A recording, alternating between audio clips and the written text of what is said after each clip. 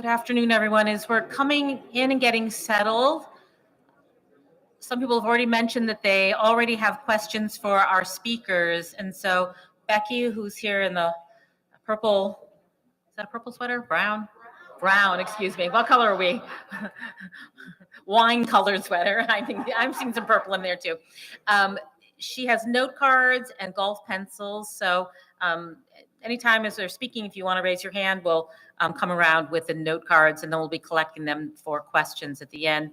Thank you for putting up with the note cards, but this is the best way that we can get many more people to ask questions and do things is on the note cards than if we have an open mic. So thank you so much.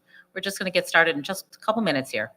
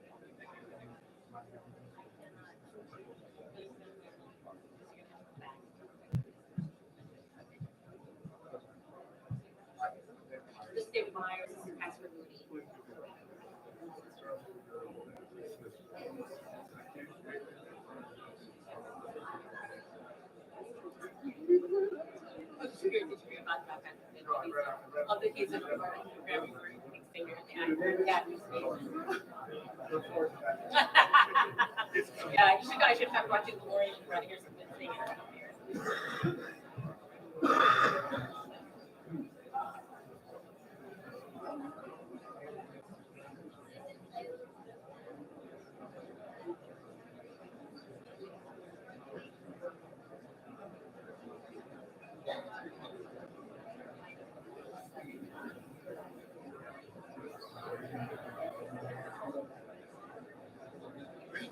Yeah, I mean, yesterday.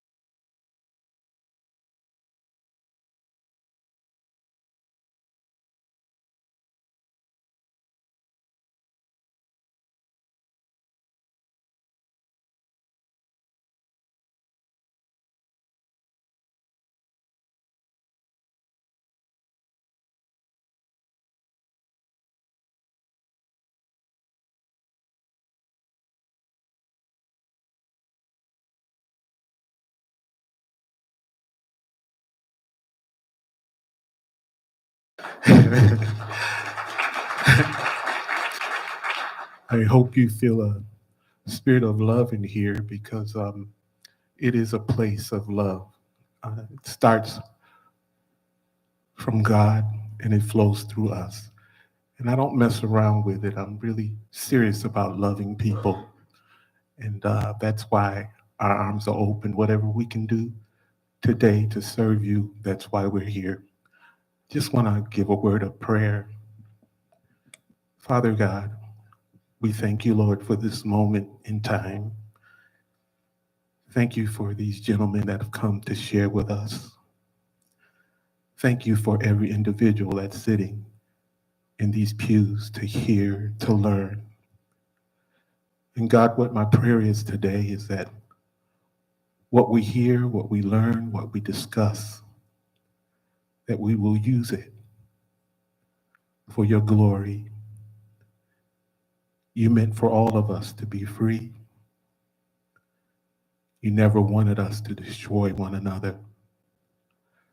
So God, we ask now that you show us what we can do and then cause us to be committed to that. And we give you thanks. Amen.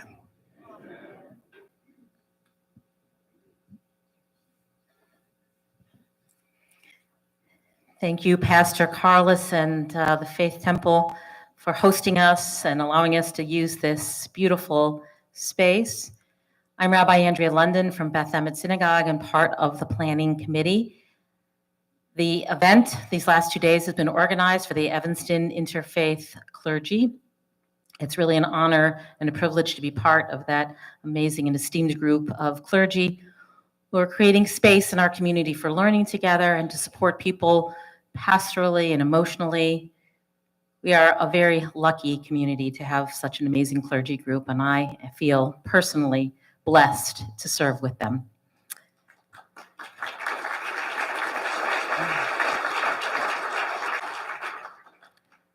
As we did yesterday, we will have a conversation with our scholars today, who I'll do a brief introduction because I gave a longer introduction yesterday. So if you weren't here, you can go online and look at their bios for the longer introduction, but we'll do something short today. And then when we conclude, we will adjourn to the gym, which is just right behind us, and a little bit easier than yesterday. There are 15 tables set up in one spot, so please go to your group from yesterday. And if you don't remember your group, maybe when you see your group leader, you'll remember where to go. And if you do not have a group number, Pastor Banakis, who's back in the back there, Kat, yep, she will give you a number so that you can go to a table for conversation. And we also have, as I said earlier, Becky, who is walking around with note cards. So if you have a question, raise your hand and she'll bring you a note card and a pencil, and then we'll collect those and have opportunities for questions today. Our distinguished speakers are Dr. David Myers, who is professor and holds the Sadie and Ludwig Kahn Chair in Jewish History at UCLA, which he also served as the chair of the History Department at UCLA from 2010 to 2015. He has written many books and co-authored other books, which I mentioned yesterday. Dr. Hussein Ibish is a senior resident scholar at the Arab Gulf States Institute in Washington, and he is also a prolific writer, writing for many media outlets and also has authored several books. We are really delighted to have them here. Yesterday, we had the conversation about the Palestinian-Israeli conflict from 1880s to 1948. And today we get to go into the present and to look a little bit into the future. So 1948 to the present. And as I said, if you have questions, please do write them down and we will have an opportunity for that as well. Drs. Myers and Ibish, we are really delighted to be with you again.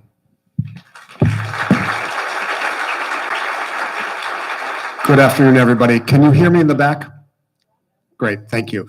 It's such a delight to be back with you. How many of you were here yesterday? Okay, good, great. I'm tempted to ask how many of you were not here yesterday, but we don't want to embarrass anyone. First of all, I want to thank and express my deep gratitude to the Evanston Interfaith Coalition, to Rabbi London for being the point person, at least with me, in organizing what is really an extraordinary convening. Hussein and I speak in a lot of places around the country, and this really is one of the most remarkable gatherings that we have seen. I also want to express my deep thanks to Pastor Carlos for opening up this beautiful sanctuary and faith temple to what we hope is a meaningful afternoon. We're going to begin where we picked up, talking about the Nakba and the year of liberation independence as it was understood by Palestinians and Israelis, 1948. We're going to make our way quickly up to the present, or relatively quickly, I should say. And then we'll also talk about the world after October 7th. But Hussein. No, ditto to all that. You go first. You've spoken for both of us. Okay, pick up here.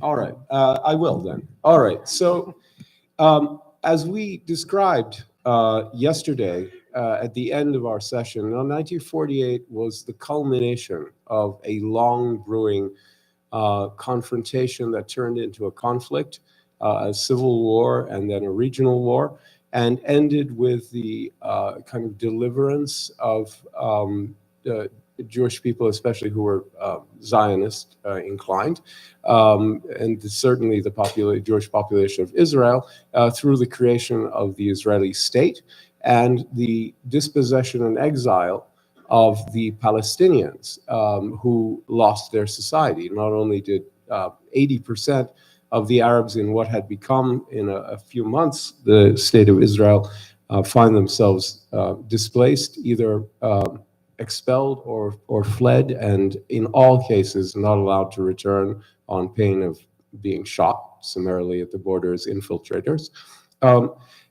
They also had entered into a period of time in which their national organizations, their national structures, their society was simply gone. And they entered into a period in the wilderness. They exited the stage of history for 20 years, only to reemerge after the 1967 war. There were fledgling ways in which they began reemerging, in the 50s and 60s, but as a national community with a voice of any volume and any independence, it was a full 20 years after that. And at the same time, I think we have this situation in which the narratives develop around these experiences. So for Jews, you have deliverance after calamity. After the Holocaust, you get the deliverance of the creation of the State of Israel, which seems to justify the claims of the political Zionist movement to be valuable in securing a safe haven, a national safe haven, in which Jews can defend each other through a nation state in which they form a majority. For Palestinians, it is the loss of basically everything that they knew. But interestingly, cementing, as I said yesterday, their national identity, because now they have a defining experience which other Arabs don't have. And so the main thing, I think, for the Palestinians is the refugees, right? Do you want to say anything before I go to the refugees? All right. Yeah. The refugees, as I said, it was between 700,000 and 800,000 people who, between the fall of 1947 and the creation of the armistice lines in 1949, but really it is towards the end of 1948 that we're talking about the major fighting, that about 80%, as I say, of the Arabs in the territory that became the State of Israel in what we now regard as its internationally recognized boundaries, which are the 1949 armistice lines, found themselves outside of their former country, now renamed Israel, and not allowed to return. That's, as I say, 700,000 to 800,000 people. They ended up mainly going to the West Bank, which became a part of Jordan briefly, and was administered and annexed by Jordan, but not recognized. So the biggest group of refugees is actually in the occupied territories, because the other biggest group is in Gaza, where a huge population from what is now southern Israel, and we'll return to this at the end of today's talk, ended up in Gaza. 95% of the population of Gaza are refugees from southern Israel. This has a significance when it comes to the savagery of October 7th. It's not incidental, but it's a factor among many. And lesser numbers but a very significant group in Jordan itself, And we can talk about the differences of how these people have been treated. I'll do it now. Why not? The Jordanians made the Palestinians in Jordan citizens, but after 1970, after a political confrontation known as Black September, they found themselves with significant political restrictions. In other words, they're free to do pretty much anything except rise to the head of the army, rise to be prime minister or foreign minister, which they were before 1970, but not after. And they cannot be king, obviously, because it's a hereditary monarchy, but the Queen of Jordan is a Palestinian now, so maybe the next king of Jordan will be half Palestinian.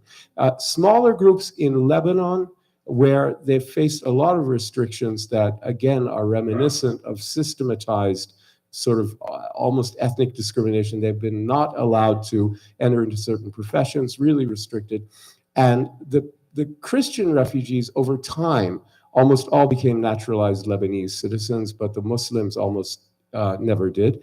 And smaller groups in Syria and Egypt and a little bit in Saudi Arabia. So that's where they ended up. And families had to turn to providing for themselves, to sustenance. And because of that, the Palestinians developed a reputation for education and academic excellence that held true until the First Intifada really began to chip away at that focus on education among Palestinians. But that's really where they went. So one thing that I want to emphasize as we circle around this critical year in the history of the relationship between Jews and Arabs, Palestinians and Israelis, 1948, is the presence, the ubiquity of trauma.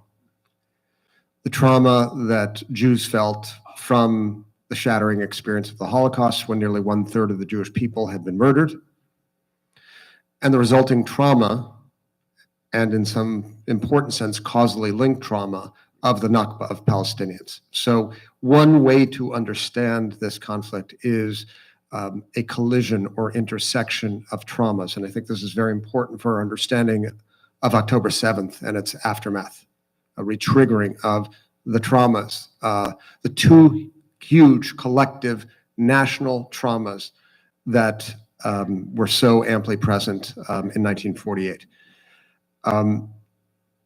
For the Jewish side, as we discussed, 1948 was the year of liberation, all the more so because of the Holocaust. There was a huge motivation to win the war and thereby create the safe haven that was so absent during the Second World War. And there was a sense of moral justification for conducting that war, including doing what was necessary to assure the security of the state. And it is no secret at all that the leaders of the fledgling state, and principally the paramount figure is Prime Minister David Ben-Gurion, wanted to acquire as much territory as possible during the war with as few Palestinian Arabs on it, so as to secure this new state, which they believed, and certainly with some good measure of justification, was surrounded by a sea of enemies. And we'll talk about that in a bit. What that meant, just in terms of the sense of moral justification that went into the war and the sense that this was the year of liberation or independence, was the construction of a narrative of what happened to the Palestinians who were displaced. So for a long time, from the 1950s forward, the story that emerged out of Israel was that Palestinians fled of their own volition, believing that they would be, well, first that they were encouraged to do so by Arab leaders, and second that they would be brought back, restored to their homeland on the heels of a victorious Arab army. Now, what's interesting is that already in the immediate aftermath of the war, there were accounts by Israelis that sort of pushed back against that perspective. And here, and I'd be happy to send along a bibliography, and an added bibliography to the one I sent on to Rabbi London that includes some of these sources. But the sort of great Zionist writer, Samach Ishar, in 1949, writes a short story, a novella actually, called Khir Bet Chiza, that talks about a kind of bored Israeli battalion or unit engaged in the work of expelling Palestinians from a village. A very powerful piece of literature, especially given that it came from the scion of one of the leading Zionist families in Palestine, who would later go on to be a member of Knesset. But from Samach Yishar's novella until much later, the story was that Palestinians left of their own volition. That begins to change in a significant way in the late 1980s, when a group of scholars known as the New Historians in Israel, or Israeli living abroad, now make use of newly available archival documents that portray in quite explicit detail the project of displacing and expelling Palestinians from their homes, something that emerged out of that Plan D that we mentioned yesterday. Again, it's important to note that Israelis believed that justice was on their side because of what had happened to them. And they needed to secure a safe haven for their dispersed and scattered people. And they needed to assure the security of that state, especially given, as I mentioned, the surrounding neighborhood. There was a very profound fear in Israel in the 1950s, especially the early 1950s, that there would be what was known as a second round of conflict that would realize their greatest fear, the fear that was articulated somewhat infrequently, but nonetheless was heard, which is to say, we would like to see the Jews removed entirely from this place. It was heard sort of under the rubric of jihad, including in this period, as well as by secular nationalists. So there was this very profound fear of a second round. This meant also that Palestinians who remained in the newly created state of Israel, about 160,000 in 1948, were subjected to very close scrutiny by Israeli officials. Indeed, from 1948 until 1966, the regions in which Palestinian citizens of Israel lived were placed under martial law, under the control of a military government, which restricted their right of movement, assembly, free expression, and really regarded them as a potential fifth column. And again, I want to return to the point that I began with, which is that all of what I've just described was justified as necessary to the security of this new state located, as its leaders thought, in a dangerous neighborhood. They believed, by the way, that the justification they felt was historical, that the Bible represented the historical deed of the Jewish people to the land of Israel.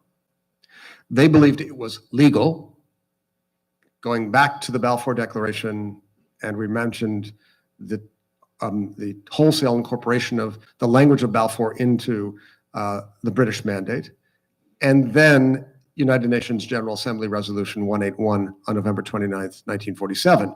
All of that, Zionists believed, lent legal justification to their claims to the land and a state. And then, of course, what I've mentioned briefly, the sense of moral justification, the sense that that the arc of history was bending towards the Jews after a long run in which it didn't, and that was morally warranted and justified. What complicated matters even further, as if it weren't complicated enough, and Hussein will amplify the sort of claims to justice on the other side. What complicated matters in this period was the status and plight of Jews who lived, and often had lived for centuries, in Arab countries. Because the rise of Zionism served as a significant irritant to Arab countries in the throes of their own nationalist awakening, a slow process of decolonization. And you have in many of these countries considerable populations of Jews who had lived there for a very long time. What we begin to see from the mid-1940s until the mid-1950s is a process by which that population comes under greater and greater threat. Their loyalty is questioned in the face of the growing success of the Zionist movement. At certain points in time, their land is expropriated. They are encouraged or sometimes required to leave. And sometimes all of this that transpires is done with the tacit or explicit support of the Zionist movement in the State of Israel, which has its own vested interest in getting Jews out of those countries to come settle in the new state so as to lend it additional demographic heft.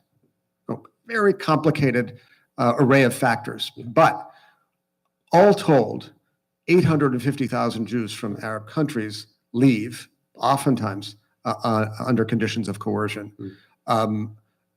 Many of them come to the newly created State of Israel. A large number also make their way to France and other countries in Europe and North America. And at the time that this is going down, say the period between 1947 and 1952, some are suggesting that maybe what's going on is a population exchange that sort of should be regarded as a kind of tie.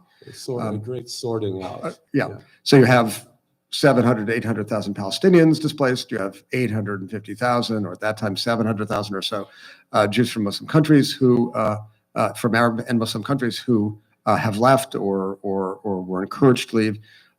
This amounts to a population exchange. Some made that argument in that time, and some have made that argument a bit later. What I just want to say in conclusion, then I'll hand it back to Hussein, is it is the case that population movement was absolutely rampant, large-scale population movement, indeed population transfer, during and after the Second World War. And what we also see is the model of partitions, such as was suggested by the United Nations General Assembly in November 1947, applied elsewhere, most prominently India and Pakistan, where you also see this exchange of populations. We can debate how successful those population exchanges have been over the course of time, how successful the paradigm of partition has been, but it's nonetheless important to place what's going on in that larger context. Yeah, a couple of things. One is I've spent my life surrounded by Palestinian refugees, and one thing that I have heard from all of them is that when they left their homes, either at gunpoint or out of fear or for whatever reason, and whether they were part of the initial wave or at any point, they all thought they were going for a few days or a couple of weeks. They were sure they would just get out of the way of the fighting, and whoever won, that they would go back to their homes and go back to their farms or their businesses or whatever they had. Yeah, their places. So they were shocked to discover that they were absolutely not allowed to return, and that it became very clear there's no way they were going to ever be allowed to go back. This came as a dramatic shock to them. That's why the key, the large metal key, is one of the main symbols of the Palestinian national movement, second only to the black and white checkered keffiyeh, because most families have those keys to these houses that no longer exist, were bulldozed in villages that were destroyed and renamed. About 550 Palestinian villages bulldozed or taken over and renamed between 1948 and 1952 or 53. If a very good account of how the expulsion took place is in Yitzhak Rabin's memoir, where he describes being in charge of the expulsion of people from Lidda and Ramle, about 150,000 Palestinians. That's Lod, where the Israeli airport now is, a big airport in Ben Gurion Airport, I believe is in Lod. And, that's there. And he describes asking Ben Gurion what to do, and he kind of waved his hand, get rid of them. He understood it. Here, I just have to jump in. Yeah. Either the Israeli account, very famous, as recorded by Rabin, is a gesture with a hand, and, along with the words "expel them," Gareshotam. And we don't know whether Ben-Gurion just said this, just did that, or actually said the words. But we do know that this was the largest single expulsion of Palestinian Arabs from Palestine in one day. It was July 11th and 12th, 1948. Yeah, and as I say, Rabin was the commander. And there was a committee for, you can say, transfer, also, I believe literal translation was uprooting and expulsion. That is very interesting, but I'm not going to go into the details. What I want to say is that the Palestinian claims are based on the sense that people who live in a country ought to get to decide the fate of that country. That the transnational claims and transhistorical claims of Zionism are invalid. That the primary claim belongs to the people who live in that country, who were born in that country and whose families had been there for generations, and that when they form a national community that is, at least 2/3 of the population, their wishes should prevail, particularly when there isn't a contiguous area for a minority that can be carved out of that. When it's being done in the name of a transnational movement to prepare the way for people who are going to come from who knows where, who knows when, and in the name of a transhistorical claim that's based on an arc of history that's thousands of years old, and from a Palestinian point of view that presumes something they would contest, which is that the people of today who identify as Jewish are the sole legitimate heirs of the biblical Hebrews. Palestinians recoil from that. And they say, no, we are the product of everyone. We have biblical Hebrews or Canaanites, Philistines, Phoenicians, Romans, Crusaders, Arab conquerors, everyone, we're all that mixed together. And the fact that some of us converted into Christianity and Islam, it doesn't undo our case. And then the second one is based on the idea of international law and the terms of the mandate, and that this whole thing is an exercise in illegitimate colonialism, and you still get that to this day. So those are their claims. In particular. Now, I think we're kind of done with 1948. Yeah. So, what? Almost. Jews from Africa? Okay. No, almost. I just want to add go ahead. one suggested reading for you, sure. Which has really been extraordinarily powerful for me in understanding the depth of trauma and tragedy that befell Palestinians. And that is the novel, or I should say actually novels, of the great Lebanese writer Elias Khoury, the great novelist of the Nakba, in his first Nakba novel called Gate of Sun, and then a subsequent series that are coming out in English, a trilogy called Children of the Ghetto, a title that quite intentionally brings the tragedy that befell Palestinians into conversation with the tragedy that befell Jews. I'd like to add something else too, which is you'll hear in this whole mix of 1948, the Holocaust, the Palestinians, you'll hear a lot about Hajj Amir al-Husseini, who was appointed by the British as the Grand Mufti of Mecca. And he was a really bad guy who went off and befriended Hitler on the ridiculous idea that the friend of my enemy is my friend, and was an enthusiastic proponent of genocide, of the Holocaust. I mean, of what he knew about it is not clear, but that he was perfectly delighted at the brutalization and mass murder of European Jews is not historically contested.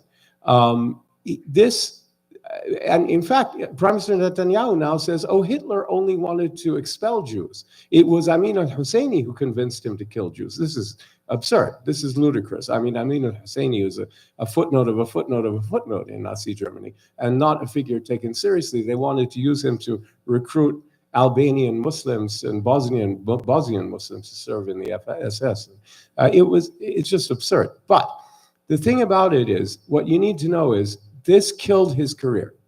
After the war, he went back to Palestine, and he was never able to assert a leadership role again, to the point that after the 1948 war, the Egyptians, finding themselves in possession of Gaza, as I said, tried to put him in charge of Gaza, and he lasted a week.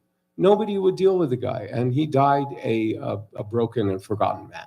So, moving right along, you now have the Israeli-Palestinian struggle exiting the stage of history, and the Arab-Israeli struggle supplanting it. And that really begins in May of 1948 with the intervention by 5 Arab armies into an ongoing civil war in Palestine. It was sort of half-hearted. It was too little, too late. The only Arab army that fought with any determination and seriousness was the Jordanian Arab Legion, and they fought strictly in areas that were not allocated to the Jewish state in the partition plan. This was, by many historians argue, and I'm persuaded is probably true, by a secret agreement between King Abdullah of Jordan and Abdullah I, the grandfather of the current Abdullah, and the leaders of the nascent state of Israel. Go ahead, David.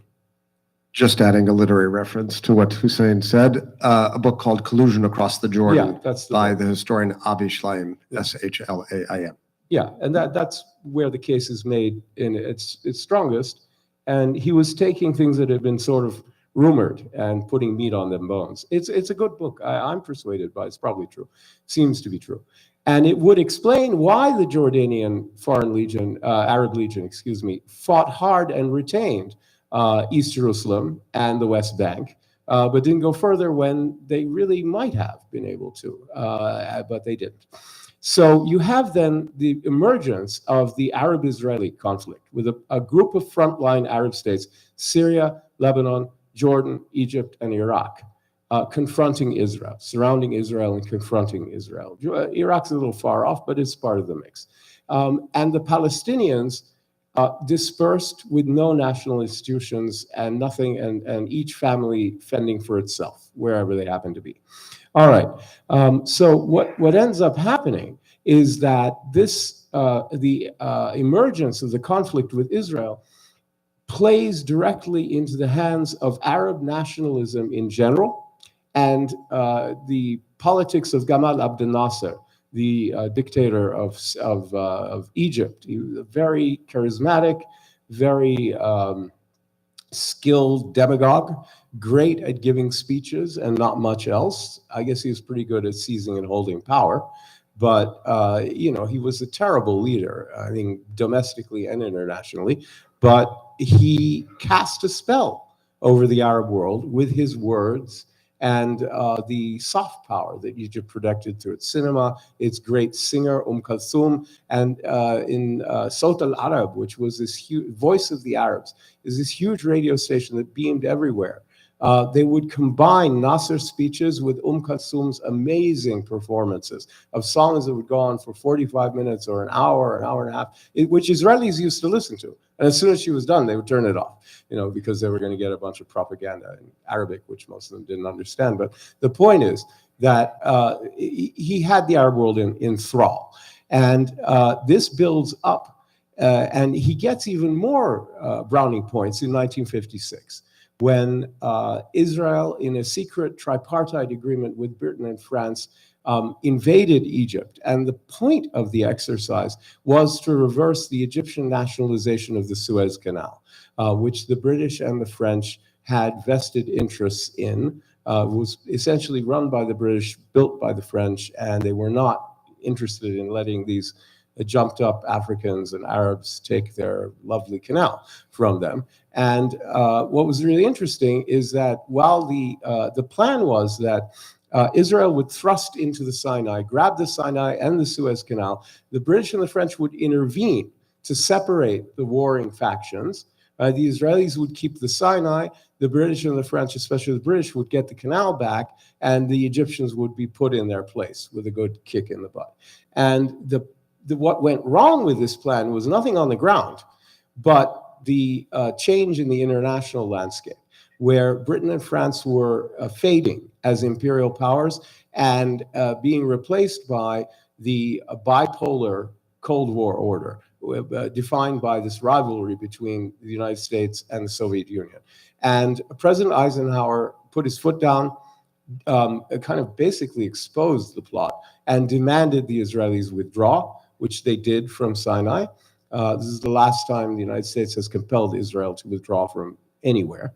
It's kind of a measure of how bilateral relations have changed, right, from then till now. It wasn't that long ago.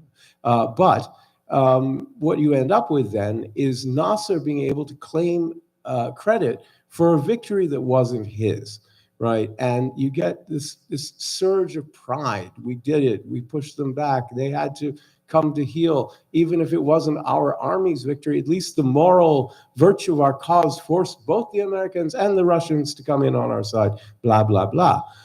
And what ends up happening here is that you get the war with Israel, the conflict with Israel, more and more solidified as a defining and unifying trope in Arab nationalist discourse. And you get this very detailed reading of history filtered through the Arab kind of narrative, historical memory narrative. You get very strong doses of third worldist rhetoric and Marxist rhetoric, really strong later on influences from Fanon and Sartre and people like that. But even by the 1950s, you have the Arab nationalist states becoming more and more aligned with the Soviet Union, and conservative monarchies aligned with the United States. And we then see Egyptian leadership starting to assert itself in using the Palestinian question to Egypt's own benefit, trying to co-opt the growing Palestinian national narrative and nascent institutions, right, in Egypt's service. So there had been this Feda'in groups, that means self-sacrificers, going in from Jordan and shooting up Israel and harassing the Israelis, but it wasn't a big deal. What you have is two meetings, a meeting of the Arab League in 1964, and then a meeting of the first meeting of the PNC, the Palestinian National Council, in Jerusalem in 1964, where the PLO is established, and the first PLO charter, which is a very strident, radical document that is rejecting of Zionism in all its forms, but which is nonetheless free of any religious rhetoric, which is very striking. It didn't last very long, so I think we'll talk more about the second charter. But what you then end up with is a PLO from 1964 to 1967 that is run by a guy called Ahmed Shukayri and is just a tool of Egyptian foreign policy leading into the 1967 war. Which we'll get to in just a minute, but I want to take us back to Israel in the 1950s, which is experiencing phenomenal demographic growth owing to the arrival of Jews from Arab countries on one hand, and Holocaust survivors on the other. Not all of whom professed this new state as their first site as their first choice in resettlement, but that often was what was available. For some, it was indeed their first choice. What marks Israel in this period, in addition to that pervasive fear of a second round, pervasive fear really exacerbated by Nasser's rhetoric, was a very clear sense of purpose, a clear sense that this entity was destined to be and to serve a unique historical role. It's also a period, given the tremendous project of absorption of new immigrants, Jewish immigrants, of austerity, economic austerity. It's a period in which very different from the Israel of today, which is as consumerist a society as you will encounter. Very much consistent with this ethos of we are a plucky upstart. We must maintain sort of extraordinary economic discipline.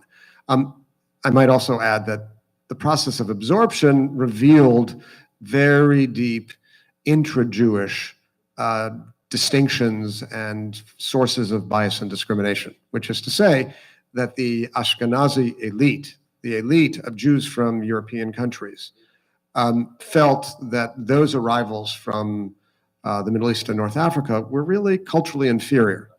And they were placed in transit camps where they often remained for not just months, but years, engendering deep resentment against the Ashkenazi elite that manifests in Israeli politics to this very day. Now, we can talk about that. But this is a very intense decade for Israel, one of, as I said, a sense of purpose. And I mention this because by the time we make our way to the early to mid-1960s, some of that sense of purpose, some of that sense of unity begins to wane. Israel has achieved an enormous amount. It's achieved a measure of political and military stability by the early 1960s. By the mid-1960s, there's a kind of sense of malaise over what's our mission in life, and that's a very important backdrop to what I'm about to describe, which is the developments that occur in the spring of 1967, when President Nasser of Egypt, continuing his pattern of inflammatory, saber-rattling rhetoric, threatens to close the Straits of Tiran and withdraw the UN emergency forces that had been placed in the Sinai Peninsula in 1956. And those threats are sort of sent way up the chain of command and create a kind of red alert and to re-trigger that very profound fear that Israelis felt. And together with that sense of malaise, pushes Israeli political and military leaders into action, which begins on the 5th of June, 1967, the beginning of Israel's lightning strike against Egypt and Syria, its two main military rivals, Egypt the more significant of them. And as we know, that conflict was concluded in 6 days. What occurs during that conflict, that sort of rapid strike? Well, first of all, Israel acquires vast new chunks of territory. The West Bank, which had been under Jordanian control, the Gaza Strip under Egyptian control, the Sinai Peninsula under Egyptian control, and the Golan Heights in the northeast under Syrian control. Major new territorial acquisitions that excite the passions of many Jews in Israel and beyond about some form of divine intervention and some imminent fulfillment of a messianic process. That is to say, the restoration of the entire boundaries of biblical Israel to this new state. Even those who are not swept up in that messianic fervor feel a sense of tremendous pride. Because for Jews abroad and Israeli Jews in their country, there was really a sense we are a beleaguered David facing a monstrous Goliath. The threatening rhetoric of Nasser that he will take care of us, again, was very triggering. And now we have proven that we are the mighty force in the neighborhood. That unleashed a tremendous sense of ethnic pride throughout the entire Jewish world, as if tragedy had been averted and Jews in the form of the Israel Defense Forces had been ennobled with this extraordinary power, touched, many said, by the hand of God. I mention this because that sense of being touched by the hand of God very much played into the motivations of a small group of religious Zionists, one of the groups that first takes rise in the early 20th century, who believe this is their moment. There had been anticipations of that. Some of the leading rabbis of the religious Zionist movement, especially Rabbi Tzvi Yehuda Kook, had sort of anticipated that there would be a war and that some great act of God would emerge out of it. The followers of Tzvi Yehuda Kook were intent on settling those newly conquered territories. which they saw indeed as their attempt to create a greater land of Israel in fulfillment of God's will. Now, I'll say just one more thing and then hand it back to Hussein. The Israeli prime minister at the time, Levi Eshkol, 1967, asked the legal advisor to the Ministry of Foreign Affairs, a man by the name of Theodore Meron, one of the most renowned jurists in the world, a member of the World Court, amongst other significant achievements. In September 1967, Meron said, when asked, is it permissible to transfer civilians from the homeland to the newly conquered territories? And he said, on his reading of the 49th clause of the Fourth Geneva Convention of 1949, it was not permissible to transfer civilians on a permanent basis to conquered territory. It was only permissible to move military personnel for limited periods of time. That's the law of occupation. That opinion by someone who would become one of the most eminent international jurists was set aside in the name of this new spirit of messianic fervor and a recovery of the pioneering spirit of the earlier Zionist movement. All right, so what happens in 1967 is the final conquest of the rest of mandatory Palestine by the new state of Israel. It had gotten hold of something like 78% in the war of 1947-48, and it got the remaining bits, plus the Golan Heights and the Sinai Peninsula, in the war of 1967. So now there is no part of Palestine, historical Palestine, as perceived by Palestinians, right?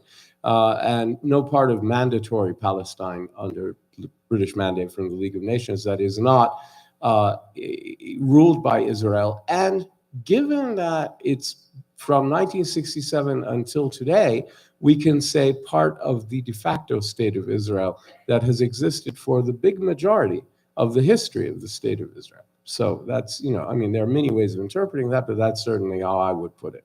And that's certainly how Palestinians perceive it. Now you get this very large group of Palestinians coming under direct Israeli rule, and that starts to play out as the occupation proceeds, not just with settlement, but with a level of repression and control, a matrix of discipline and control over this local population by a foreign army, an army of occupation, that becomes more and more intense as the settlement enterprise gains momentum and becomes more and more a priority of the state and a consensus within the state or something like it, or at least an unshakable policy. Then you get more and more levels of control, and of course conflict emerges from that. The second thing is that it's impossible, really impossible, to overstate or even convey the extent to which the War of 1967 came as an earthquaking shock for Arab popular consciousness. The general overwhelming view of people in the Arab world, in all parts of the Arab world, and including elites, including the peasants, including urban workers, everybody, almost everyone thought that at a minimum, the worst outcome would be a stalemate following a long and brutal struggle. The idea that the state of Israel would simply roll over the Arab armies was so outlandish that very few people took it seriously. And when they discovered how opposed to core reality their sense of truth had been, how fictive their worldview was under the spell of Nasser and others, there was a kind of self-loathing that took root in the Arab world, much of the Arab world, is still there. When you go to small Gulf countries like UAE and Qatar, you find people who don't have that, and their ambitions are boundless. But I think it's still the case that most of the Arab world is so traumatized by that defeat, and by not the defeat, it's discovering how upside down their conception of reality was, that they have not recovered from it. Go ahead. So I say one sentence. We've talked about the sense of surprise and shock that befell Palestinians in 1917 with the Balfour Declaration, in 1947 with the proposal of the United Nations General Assembly, and again in 1967. This is a leitmotif in the history of the conflict, and stands in stark juxtaposition to the degree of gratification and, in some instances, ecstasy that Jews felt at 1917, at 1947, 48, and at 1967. This is such a shock to the peoples of the Arab states that the whole concept of Arab nationalism, which, with the exception of the conservative monarchies, mostly in the Gulf, but Morocco and Jordan, that whole political orientation was so discredited by the sweep of this defeat and the exposure of the depth of self-deception that underlay it, that really our pan-Arab nationalism has never recovered. It's not only its hegemonic sweep, which it used to have before this, but even its long-term political viability. It simply faded, it slowly faded from the scene and gave way ideologically to the emergence of Islamism, especially after the Iranian Revolution in 1979. This is a very complex subject I'm not going to go into, but it begins here. That's how important this is, right? It reverberates into things like 9/11. And the emergence of ISIS and the war in Afghanistan and all kinds of things that you would never think were necessarily connected to the 1967 war, but they were. And just to affirm the point that you made earlier, and commences the occupation. Exactly. So one of the key questions is, where does the real problem lie? Right. Is it a 67 question? Or a 48. Or a 48 question? Right. And what you end up with now is Arab states know, this is really important, Arab states no longer necessarily confronting and struggling with Israel over Palestinian rights, but instead, especially in the cases of Egypt and Syria, fighting or struggling in some confrontation to regain their own territory, which is now under occupation. That is the Sinai Peninsula, which is not part of Palestine, and the Golan Heights, which is not part of Palestine, and no one thinks that it is. And these things get put into play, setting up future peace treaties and other things. So let's, I guess let's move right along. Oh yes, you're absolutely right. So there are two other impacts of this conflict that are important. One is because of that discrediting of the Egyptian-led Arab nationalism. And by the way, Nasser, it was such a shock that Nasser offered to resign. Actually, he did resign. He went on TV and resigned as the president of Egypt. And people were so kind of enthralled to him that they genuinely and spontaneously did come out in their millions to protest, to demand he stay. And it wasn't staged, it was real. But the discreditation of Nasserism and Egypt's role in Pan-Arabism was such that the Palestinian national movement reconstituted itself. They got rid of Ahmad Shukayri, who was an Egyptian stooge, and the most prominent Palestinian political leader of the day, Yasser Arafat, and his party Fatah, led the formation of the PLO with two main rival parties within the PLO, the DFLP and the PFLP, both more extreme, both more left-wing, both led by Christians, Naif Hawatmi and George Habash. With Arafat, there was this little undercurrent of Islamic sensibilities. It's never put in writing or stated, but there's there. And with the left-wing groups, the groups that also really played more of a direct role in the hijackings and shootings of or sort of Palestinian terrorism 2.0 was this sort of Christian radicalism, which is complicated, and I'd be happy to talk about it during Q&A. The other thing is the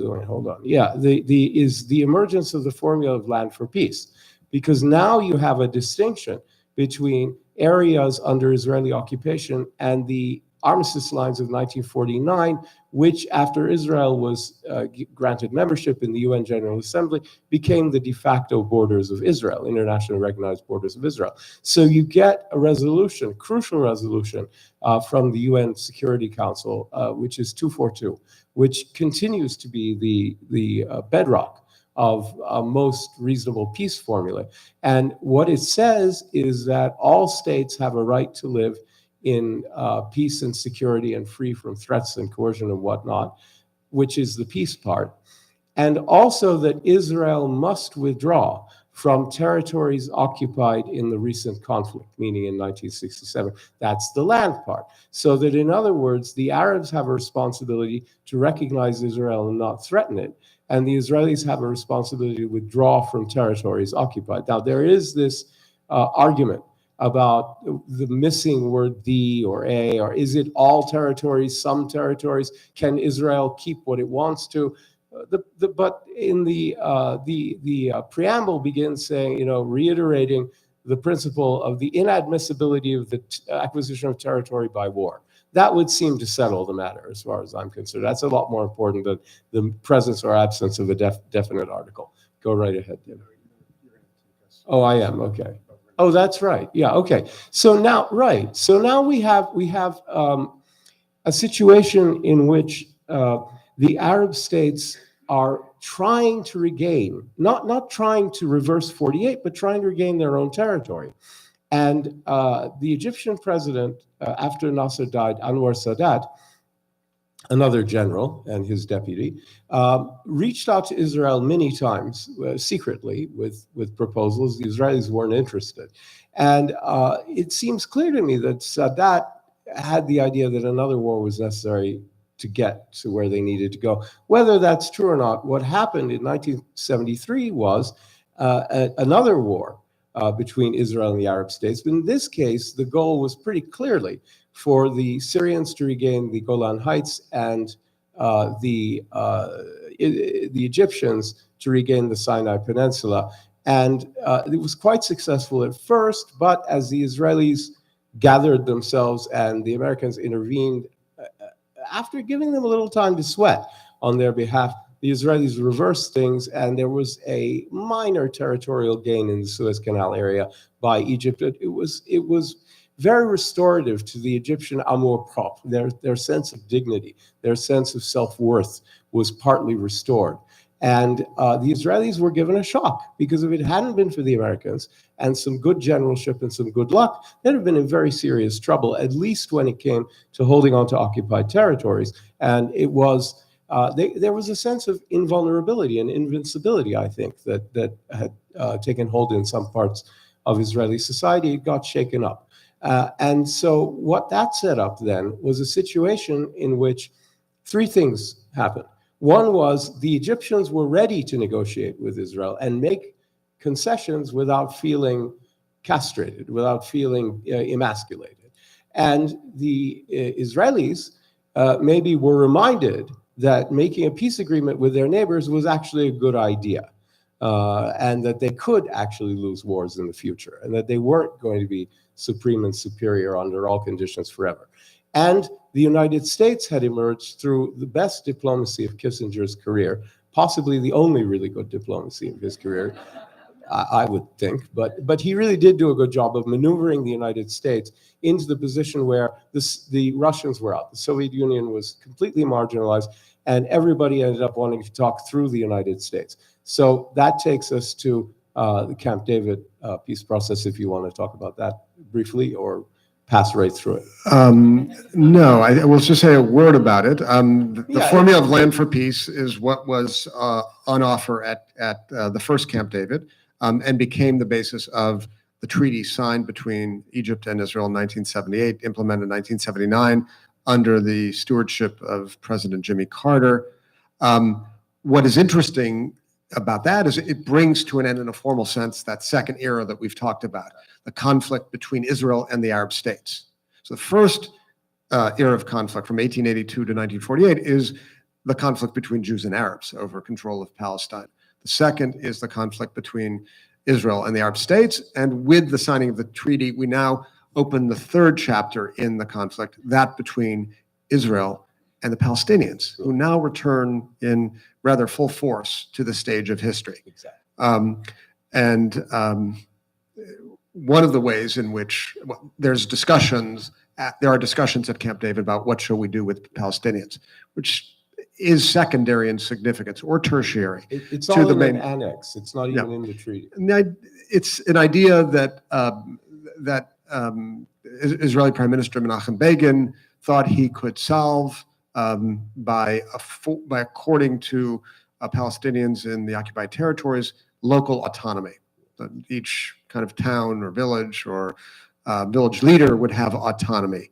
And so it didn't go very far. And the promise in the Camp David Agreement that in 5 years there would be a fuller resolution of the Palestinian question did not proceed at all. And honestly, the Egyptians didn't push for it. No. They wanted to get their territory back, and they got it. This is deeply frustrating to the Palestinian population in the occupied territories. As Hussein mentioned, the occupation is managed by an elaborate system of surveillance, intervention, of intelligence gathering, dehumanization. And it gets worse over time. As the settlement project gains momentum. As the settlement project gains momentum, here it's important to note that there's occupation by the Israeli army and there's settlement, right? These are two interrelated, but we might distinguish between the two. Settlement project grows enormously under every Israeli government, it should be noted. Every Israeli government is supportive of settlers settling in these territories. And the level of frustration amongst Palestinians on the ground boils over in 1987 in what is known as the first Palestinian uprising, the first Intifada, which begins with acts of civil disobedience, which is very difficult for Israel to figure out how to deal with. And it sort of makes its way into stone throwing, which prompts then Prime Minister Yitzhak Rabin to order the IDF to break the bones of the stone throwers. This would seem to be, in some sense, the end of the line. Things have reached a head. But in the strange, perverse logic of conflict in Israel-Palestine, in fact, it prompts a shift in the other direction. Right. In the next year, the Palestine Liberation Organization of Yasser Arafat issues a document that calls for the recognition of the State of Israel. It's important to note, but not coincidental, that this is also the period of time in which an organization called Hamas takes rise, seeking to push back against the path of the PLO and assert a very different form of Palestinian national identity, that based on Islamism, of the form found in the Muslim Brotherhood in Egypt. And these sets of developments, the Intifada, the subsequent development of the PLO's recognition of the State of Israel, and the rise of Hamas sort of shake things up and lead to back-channel negotiations between Israelis and Palestinians, which hitherto had been considered illegal as a matter of Israeli law, in the Norwegian capital of Oslo in the early 1990s. Negotiations in which the bosses, the foreign ministers and prime ministers or presidents weren't even informed. They were that secret. These negotiations, conducted in earnest by sort of second-tier negotiators, lead to very considerable momentum and the involvement of the United States. And here I only need to recall to you that extraordinary scene on the White House lawn when President Bill Clinton physically brought together Yasser Arafat and Yitzhak Rabin to shake hands, thus culminating the first phase the really secret phase of the Oslo peace process. Do you want to? Yeah, I mean, I guess I'd just say that it's really important to understand that after the back channel negotiations were concluded and the Americans got a little bit of a role, there was a necessary exchange of letters that have been the basis of all Israeli-Palestinian diplomacy since, and all agreements or non-agreements or whatever. The first move had to be made by the weaker party. As always, it's always the weaker party has to go first. And as in his capacity as chairman of the PLO, Yasser Arafat wrote a letter to Yitzhak Rabin, the prime minister of Israel, recognizing Israel's right to exist in peace and security, free from terrorism and threats and coercion, etc.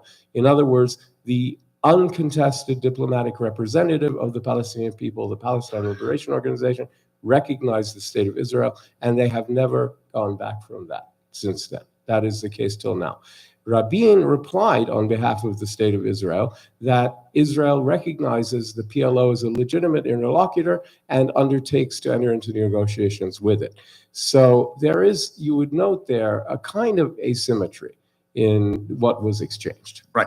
The PLO is recognized as the sole legitimate representative of the Palestinian people, but Rabin does not talk about the aim to create a state. So there is that asymmetry. It carries through the Oslo peace process. We don't have time now to go through it in detail, but we'd be happy to talk about it at greater length in Q&A until we make our way to the late 1990s, after many troubled moments in the negotiation, and then into the year 2000, the late 90s, the end of the Clinton era, where President Clinton had invested a tremendous amount in trying to secure peace and achieve his own great legacy by realizing this historic achievement. And I must say, when I saw that picture of Clinton bringing together Arafat and Rabin together, tears welled up in my eyes, and I said, I never thought I would live to see this moment.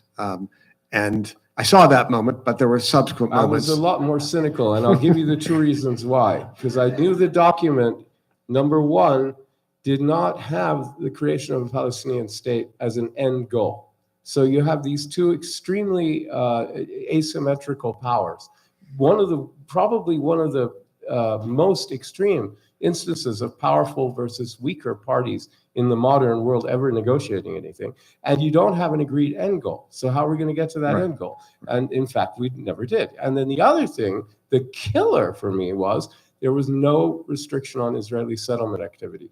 So I did a number of interviews at the time, and I said, this is not working for me. I wish it did, but it doesn't. Yeah, and over the course of that decade, the 1990s, a peace treaty was signed between Israel and Jordan.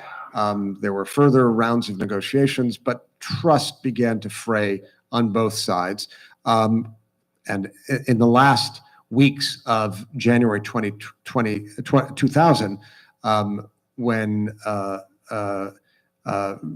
well, there was a failed summit in the summer of 2000, the Camp David summit. That is important to mention. Now, I think what happened there is the two parties realized they'd been talking past each other. They'd been using the same words, like state, and imagining different things. And that realization, especially the realization on the Palestinian side, that the deal that the Egyptians got and the Jordanians got, which is you make peace with Israel, you get all your land back, or in this case, it would have been the occupied territories, was not anything like what was on offer for them.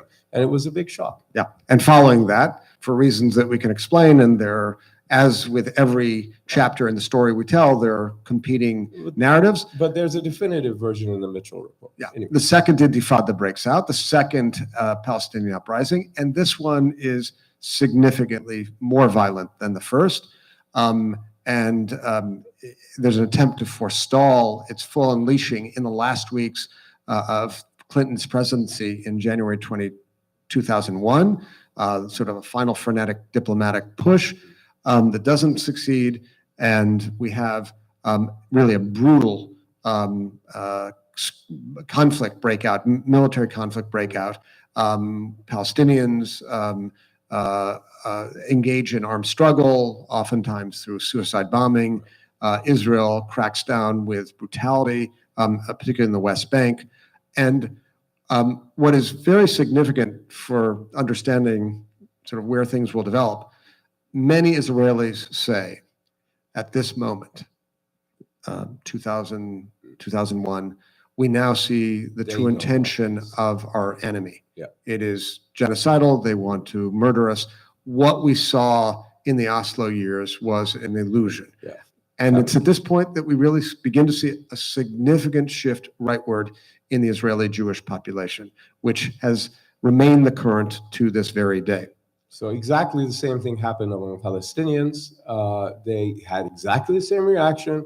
They never really meant it. It was all a ruse. It was just an illusion to expand settlements and put us off and deepen the occupation. And on both sides, you get people saying the only language these people understand is force, and the only intention they have against us is genocidal, and there's nothing to be gained. So while the Israeli public goes to the right, Hamas, for the first time since its formation in 1987, rises to the status of being a plausible competitor for Fatah, for Palestinian national leadership. And that competition is still playing out and was exactly behind the October 7 attack on it. Yeah, I want to mention two developments in the first decade of the 21st century that are very important. One is the decision by then Israeli Prime Minister Ariel Sharon to unilaterally disengage from the Gaza Strip in 2005, based on the proposition that it represented a security and particularly demographic burden to hold on to it for Israel. And the second was the last gasp, maybe the concluding chapter in the Oslo years, which was, in some sense, the most developed set of negotiations that actually took place at any point in time that ensued between then Israeli Prime Minister Ehud Olmert and Abu Mazen, Mahmoud Abbas, the president of the Palestinian Authority. We can talk about that, what was put on the table and how it unraveled, but this was perhaps, it was not just the last chapter, but the most refined offer put on the table. By far. I had a conversation for an hour with Olmert last week on the internet. Yeah, and at Northwestern. Northwestern asked me to do it. Here we are. Here we are. Yeah, and so if you want to know about it, I'd be happy to talk about that. Okay. Yeah. Yeah, I think we're going to just talk. I actually think the first Obama term was the last gasp, but he put the last nail. But okay, we go right on. All right, we're gonna talk now about what happens in 2009. 2009 is the year in which Benjamin Netanyahu returns to power. He had served a term as prime minister between 1996 and 1999, the Oslo years, and he did his part to sort of slow the forward momentum. He comes back in 2009 with a different vision, with a much more confident vision, with a vision of really transforming Israel into a right-wing conservative entity. And he comes back into power at about the same time as another friend who had a similar vision, a man by the name of Viktor Orban, the Prime Minister of Hungary, returns to power after first term in 2010 and articulates the vision of illiberal democracy, which is essentially a version of majoritarian democracy. The majority gets to decide. And anyone who doesn't agree with that, too bad. 50% plus 1 50 to do whatever you want. 50% plus 1 allows you to do everything. And this had very important consequences for Israel's own sense of self, its own understanding that it really was a Jewish state for Jews, by Jews, and on behalf of Jews. And Netanyahu begins to set in place in the 2010s a series of laws that move Israel in this direction, culminating something that Hussein mentioned yesterday, which is the nation-state law, a basic law having quasi-constitutional status in Israel, July 2018, which says Israel is the national home of the Jewish people, and only the Jewish people have the right to exercise self-determination in it. As Netanyahu is, and here's a curious irony, sort of holding a very firm grip on Israel from 2009 to 2019, imposing a series of conservative and I would argue anti-democratic laws onto the books. We also see in the next 3 years or so tremendous instability, especially in the parliamentary sphere. 5 elections to the Knesset between 2019 and 2022, reflecting the very fractious nature of the Israeli political system, and yet throughout, Netanyahu manages to maintain control except for 1 year, 2021, 2022. Significantly, that year passes another election. Netanyahu faces another election prospect. The results come in on November 1st, 2022, and he sees the opportunity to once again form a coalition, but this time with the far right of the political spectrum that previously had not been brought into a governing coalition. I'm talking about people who are avowed in their anti-Arab sentiment, in their racism, in their homophobia, people like Itamar Ben-Gvir and Bezalel Smotrich. The election, the formation of a government with Netanyahu as prime minister and these people as his coalition partners impels them to, or encourages them to move forward with their anti-democratic proposals, which include what's called the judicial overhaul, an attempt to really strip the judiciary and especially the Supreme Court of its power to oversee laws passed by the Knesset, which is part of Netanyahu's plans of concentrating power in the legislature, which he, as the prime minister, stands really at the head of. That sets in motion a remarkable protest movement on the part of Israelis, especially Israeli Jews, that lasts for 10 months. Hundreds of thousands of Israelis come out every week to protest this, suggesting that Netanyahu's control was not as absolute as perhaps we may have thought. We see reservists beginning to refuse to serve, and the country's attention is singularly focused on this struggle. Right. There's another set of elections I need to talk about, which is the Palestinian elections after the death of Yasser Arafat, who was the uncontested leader of the Palestinian National Movement. And even Hamas did not dare challenge him. After his death, there were 2 elections. In 2006, there was or is it 2005? 2005, there was a presidential election. And Abbas won the presidency with 63% of the vote. It was a huge win. Sorry?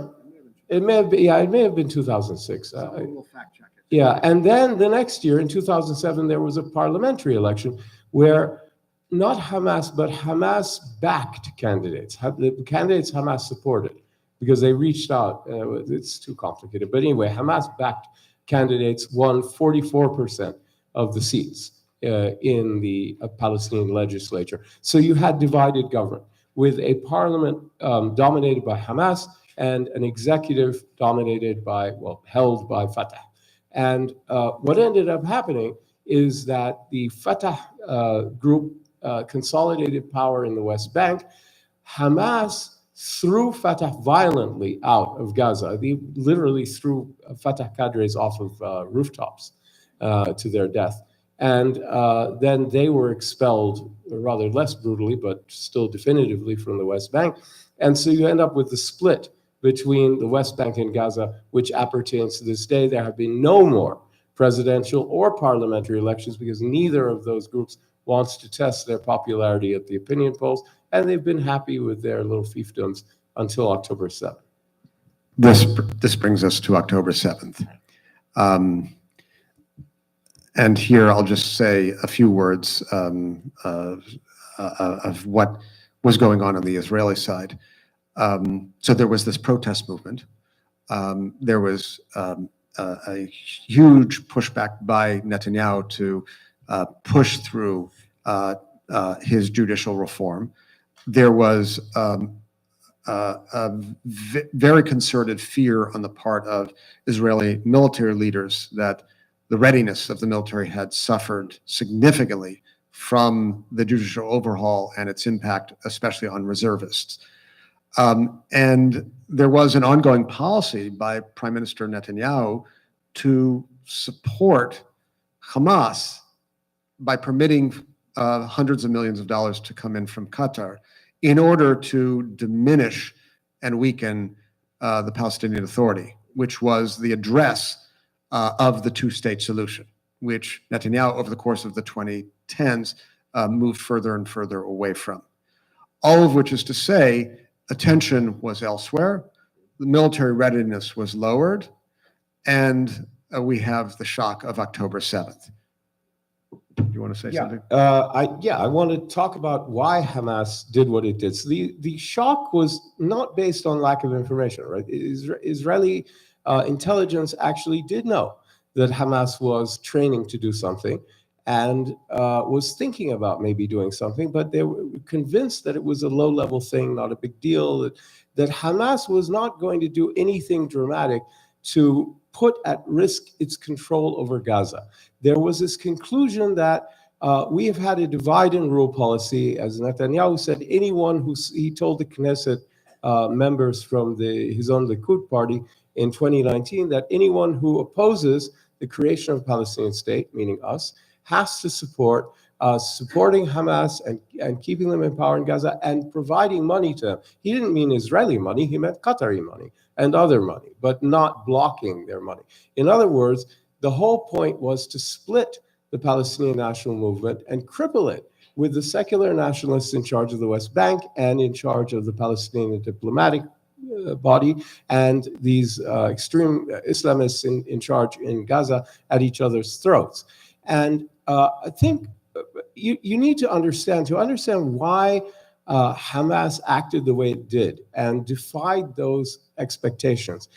You need to understand why Hamas, I want to reiterate what David said about the forming of Hamas during the First Intifada in 1987.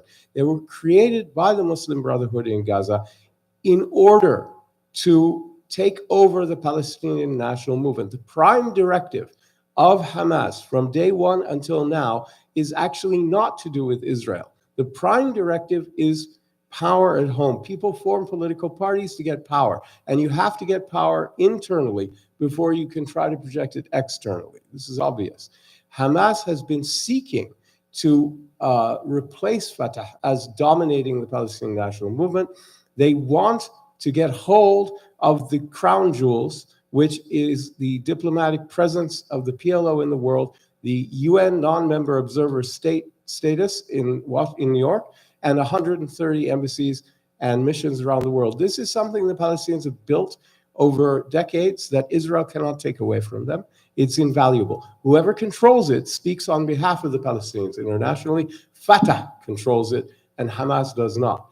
I think it's clear Hamas wanted to enter into a state of prolonged conflict with Israel, get them back into Gaza, fight them, wave the bloody shirt, and say, we are the national movement, because we and only we fight the Israelis every day over control of Palestinian land here in Gaza. Those guys in the PA are the gendarmerie of the occupation, and the idiots in the PLO sit at an empty table waiting for the Israelis who never show up, and when they do, nothing good happens. So we are the movement, and we need to be in charge. I'm 100% sure that's what they intended. Yeah, so I know time is running out, and we're going to spend about maybe 5 or 7 more. We're going to go into overtime here, 5 or 7 more minutes, just sort of offering some final thoughts. So I'm going to talk about what October 7th looked like to Israelis.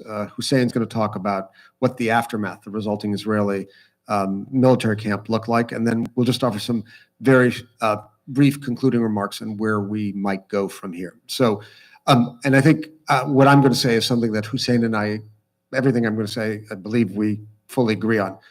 Number one, there was a massacre. There was a brutal, savage massacre on October 7th. Number two,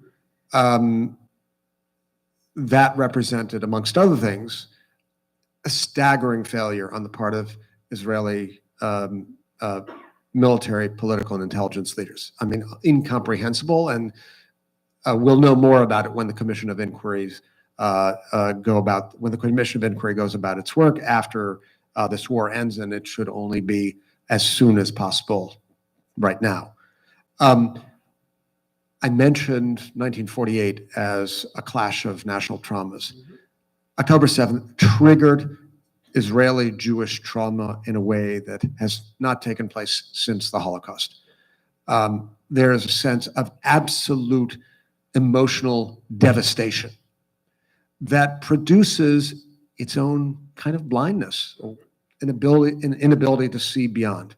So many Israelis are devoted completely to the task of reconstruction of the lives and homes of those who have been displaced in the south of the country, and either pay no attention to or believe thoroughly justified that which is occurring in Gaza.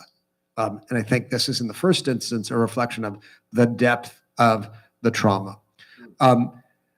It's also important to note, and with this I'll pass it over to Hussein for his brief penultimate remarks. Prime Minister Netanyahu said on October 7th, we will respond with mighty vengeance. And I think both of us feel very strongly that that is not the ideal frame of mind in which to formulate a response to an attack of this nature. Not in a moment of extraordinary rage, sorrow, grief, and trauma. And yet that's what's happened. And I think we can understand, at least in part, the scale and the nature of the response on the basis of that. Well, in fact, when insurgent groups, guerrilla groups, or terrorist groups engage in spectacular overkill, what they are trying to do is unsettle the opponent, is to provoke the other side, which is invariably the stronger side, into delivering to itself a blow which the insurgent or guerrilla or terrorist group is incapable of delivering themselves. Witness 9/11, Al-Qaeda hoped we'd do something crazy in response. We did, we invaded Iraq. That I don't think they had any idea what exactly crazy we would do, but we went right ahead and gave it to them. I'm convinced that Hamas wanted Israel to overreact, and they knew that Israel was going to behave the way that it has. I have to make a brief note on your behalf. Sure. Hussein wrote a fantastic article, I think on found it. October 12th or something like that, called Israel Fell into the Trap. Oh, that one. I have another one about in the New Republic. I can't remember what it's called, but where I say Palestinians should never forgive Hamas for this. That Hamas bears it. Israel's responsible for what it does, but Hamas knew Israel's doctrine of disproportionality. Hamas knew that Israel was going to have a traumatic response to this, that it wasn't, as my friend Tom Friedman says, won't let itself be out crazied by anybody. And this has been going on for 100 years. Every child knows it. Palestinians, here's the thing. The Israeli military has to go from Gaza before Palestinians can have an honest conversation about Hamas's responsibility, because as long as Israel is there killing people, and bashing and smashing, the amygdalae, individual and collective, will be focused on Israel, the terror and panic and all. But if the Israelis were to leave soon, the dust would settle and people would look around and they would say, what have you done? This happened in Lebanon in 2006 with Nasrallah and Hezbollah. I just want to say, there was one other thing I wanted to say, which is, let's go to final thoughts. Let's just go. Okay. So I just want to conclude by offering thoughts about where to go from here. And I'll just offer my own very personal opinion. So I would mention 5 things. Keywords: ceasefire now, return of hostages, the reconstruction of Gaza. I mean, the decimation is so profound. This, for me, as I've written in the LA Times, requires a Marshall Plan for Palestine, that the United States, the EU, Saudi, the UAE, and other actors with an interest in a varied set of interests would support. And with that, not just the economic reconstruction of Palestine, not just the reconstruction of the homes, the basic living circumstances of Palestinians in Gaza, but a political horizon. It can't simply be an economic plan. It has to be a plan with a political horizon, and we can sort of flesh that out a little bit later. So there's a real conversation going on right now between the United States and a number of Arab countries, including Saudi Arabia, the UAE, Qatar, Egypt, Jordan, and maybe one or two others even, about what to do after the Gaza war. And it centers on reconstruction and these countries paying for it, and Jordan and Egypt facilitating it and everything. But it hinges, as all wise American strategy in the Middle East does, on an agreement by all parties, including Israel, that the end result of a negotiating process will be the creation of a Palestinian state, in what the Biden administration has already called irreversible measures, and it has to be kind of an irreversible commitment to do that. That still leaves a lot of room to negotiate what that state would look like and where it would be and all that stuff, but that commitment is going to be a sine qua non for getting anything done. The problem is, my analysis holds that ever since the failure of Camp David in 2000, when the Israelis were not able to get the Palestinians to agree to their terms, their vision of a final status agreement, the main one, not all the merits, but one that many Israelis would have signed on to, that we're in this situation where the fact that human beings in collectivities don't behave with enlightened self-interest like individuals can, they behave like toddlers. And when toddlers really, really, really want something and they can take it and no one can stop them, you know what they do? They take it. So I have been fully expecting for the past 25 years that eventually Israel would try to impose by force what it couldn't get Palestinians to agree to, which is new borders in the West Bank that suit Israel, that incorporate the settlements and all that stuff, and that when that is established, probably in the context of some generalized violence, it will be done with sadness and as the last thing we would ever want to do, and just necessary to protect people, and probably combined with wide-scale expulsions. And I'm very afraid that nothing that's happened in the past 25 years makes me think we're getting away from the fast train to the station called annexation and expulsion 2.0. Well, I'll just, since I don't want to leave us on that note, I'll say there is a scenario in which sort of the pieces can all fall into place at the right time, which would mean a new Israeli leader, a new Palestinian leader, a United States president committed to justice, to really undertaking what is the next necessary step in the grand cycle of history, which is justice for Palestinians, self-determination for Palestinians, and the really strong support of the Arab actors who can make a difference, most importantly Saudi. Now, it's possible that those pieces can all fall in place, and I want us to hold on to that possibility, and I want us to advocate and agitate for it. We should only see it in our day. Believe it or not, I'm still an optimist. And let me just say, I am. I really am. It's just a very long, look, the good news is everybody wants that except for Benjamin Netanyahu and Yahya Sinwar. The bad news is that everybody wants it except Benjamin Netanyahu and Yahya Sinwar. So, I'm sure they will leave the stage of history, and we too will now leave the stage of history, the stage of this temple, so we can take your question. I think that's right.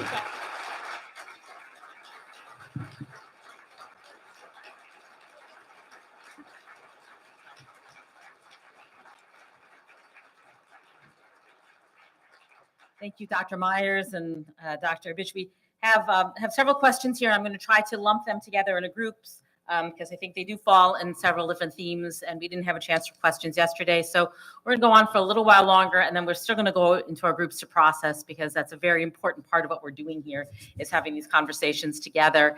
And so we are still going to have those groups, and we may go over a little bit if you're willing to stay with us, and if not, we're sorry about that. But to have all of us together and not take that opportunity just seems like a shame here.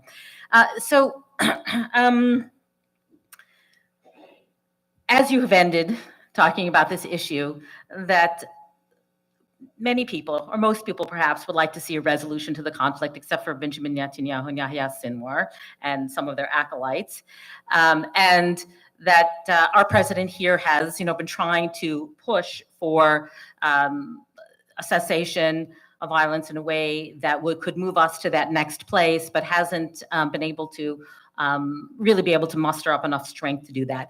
And we know that's because of domestic considerations here at home. So what is it going to take to get to that place? How are we going to move from the place that the spoilers who want to see continued fighting, because certainly Netanyahu is going to be out of power as soon as this war is over, and Yahya Sinwar is also going to find himself in the same situation with Palestinians turning on him. So how do we make that move when there are all these political considerations, both here in the United States, in Israel, and within Hamas?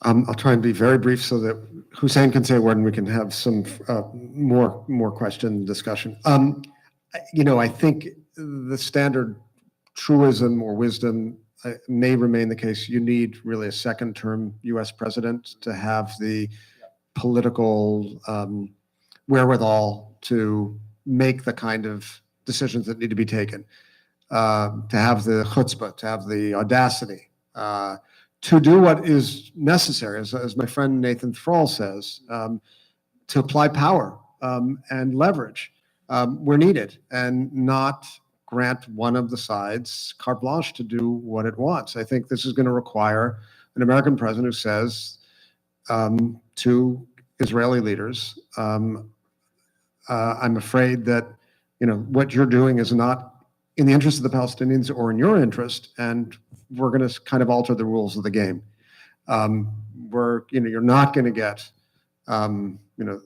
unrestricted funds without aligning with our political objectives, which we believe are yours as well. So I should say, I think as a general matter, apart from Israel Gaza, Joe Biden's done a good job as president. I think he's been very disappointing on Israel Gaza. I think this is a moment of, for me, moral clarity, which requires moral clarity, which is not the usual operating principle of United States presidents. But it's a tragically missed opportunity with all of the political factors. And it's not entirely clear how it cuts if he were to adopt a more assertive policy. It's not entirely clear whether, you lose some, you could gain some. But I think really without regard to that, it's really a matter of being an upstander on moral grounds in the face of what we were seeing. All right. So the performance of the Biden administration on moral grounds in this conflict has been pretty wretched. But from my point of view, at least as I understand their policy, they have been focused primarily on preventing the war from spreading out of Gaza, especially into Lebanon, dragging in Hezbollah, and eventually putting the United States in a direct confrontation with Iran and a regional war, which would be catastrophic for everybody, and especially for U.S. interests. And I think the cold calculation has been that it is necessary for the United States to focus its attention on keeping the war contained. And so far that has happened. Now that's raison d'etat. That is an amoral consideration, but that is the judgment they made. My sense, by the way, is that I agree exactly with David that only an American leader could do this, and you need a different Israeli leader, which may or may not be coming. I don't know if Netanyahu goes, and if he does go, I don't know that he gets replaced by anybody more reasonable, frankly. But the change of Palestinian leadership is coming. Abbas is old. He's a chain smoker. He's the battery pack is running low here, and he's not going to survive that much longer. There is no clear successor except a guy in prison in Israel on multiple life sentences, Marwan Barghouti. And the Israelis would, I think, only release him if they're ready to sign a deal with him the way Mandela was released in order to sign a deal with de Klerk. So they would not just release him just to go and take over the Palestinian national movement.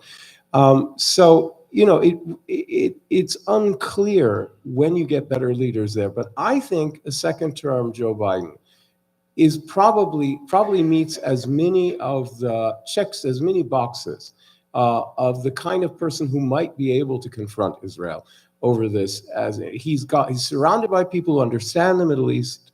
Brett McGurk in particular is a very smart guy and believes the Palestinian national cause is central, that the creation of a Palestinian state is absolutely essential to American interests. I think he's convinced Blinken and Sullivan about that. I think he's convinced Biden about that.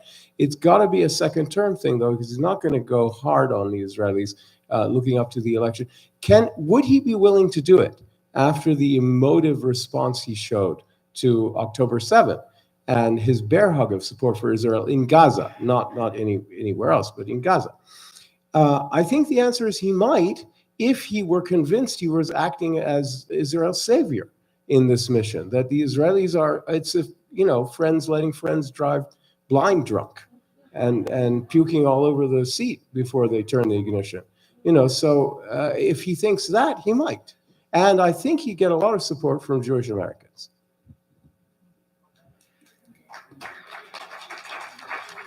So another question, and you touched really briefly on the idea of the Mitchell report of what happened in 2000 when, according to many, American Jewish sources, that that Yasser Arafat walked away from the table and there was an opportunity for a deal and he blew it at that time.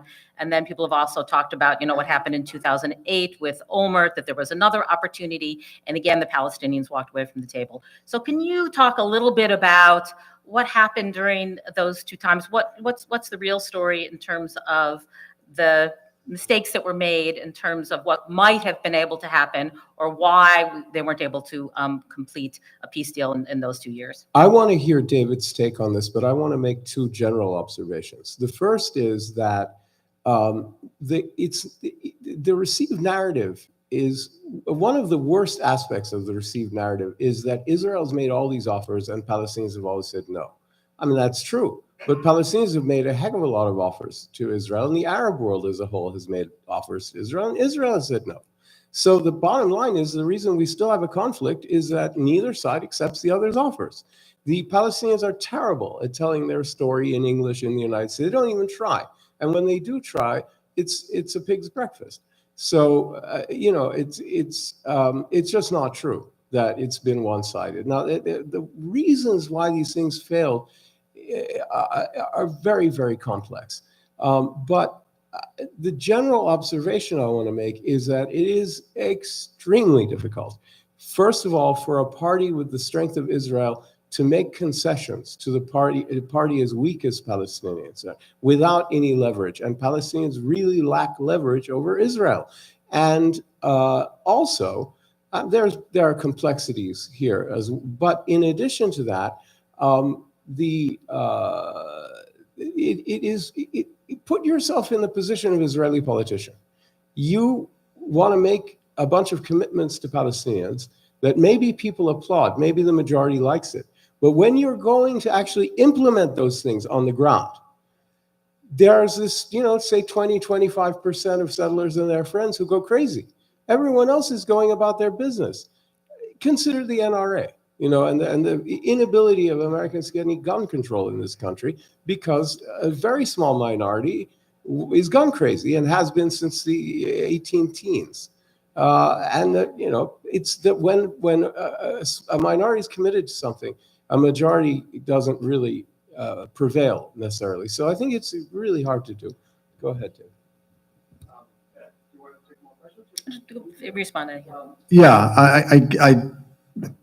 I tend to agree with Hussein, and I just want to highlight the structural factors rather than sort of the personalities involved. I mean, Abu Mazen came down to, could the Palestinian side take out the napkin on which the map had been drawn, and the Israeli side said, no, you can't take it out, and the Palestinian side, well, on what will we base your offer? Actually, the real problem was they liked what he was saying, but they didn't think he spoke for his own government. Exactly. That was the problem. Yeah.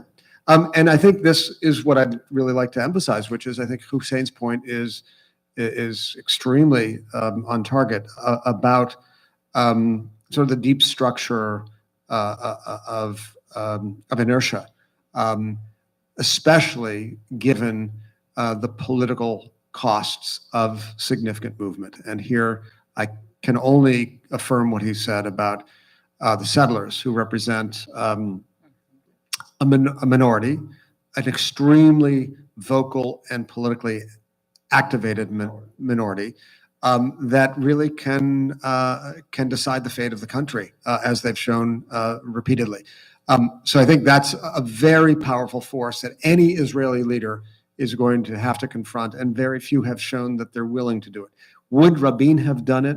Would Rabin have been able to kind of summon up the additional courage to face down, those who were calling him Hitler and who ultimately assassinated him? Possibly. I mean, that's a great counterfactual in history. That would the fate of history and that region look different if Rabin had survived? I'm not convinced the answer is no to that. But I will say that I taught a course a couple of years ago on Israel-Palestine with a Palestinian-American colleague of mine at the Fletcher School of Law and Diplomacy, Nadim Rouhana. And we had a number of participants in the Camp David, in the Oslo process, as well as Bill Quant from Camp David 1. And what they pointed to was the fact that there were deep structures that made it an agreement really hard. As Hussein mentioned, just the power imbalance sort of suggested that Israelis didn't have that much motivation ultimately, or sufficient. But what these experts all called attention to was, it's not going to be a surprise, it was to me, Jerusalem. Jerusalem. Arafat couldn't concede on Jerusalem. He just couldn't. And I think it was a very sobering. I always thought, refugees will be the final issue, right? They'll get caught in whether 95% or 98% will be of the territory of the West Bank will be. No, it was Jerusalem. And I think we're going to confront that whenever, and God willing, it should be soon, we return to the negotiating table. And there'll need to be far more boldness on the part of both sides. Well, it probably needs to be a sui generis solution to a sui generis problem in the Holy Basin. But I want to just throw in one more thing. When I talked to Olmert, I told him, the Palestinians liked what you were saying, but they didn't think you spoke for your government. He said, right, yeah, that's true. What they needed to do was say yes to me, and then I could have built momentum. So that's a good point. In other words, that he was kind of calling their bluff, and that they wouldn't do it. And that's been the case between the parties time and again. Right. There's a lack of bravery. Not enough of that occurs in a conflict that has been highly deficient in good leaders. Namely, the populace have agency. Yeah. They could have. Right. But neither side did. Right. And the key counter example is Sadat going to Jerusalem and addressing the Knesset and dispelling all doubts that he was serious.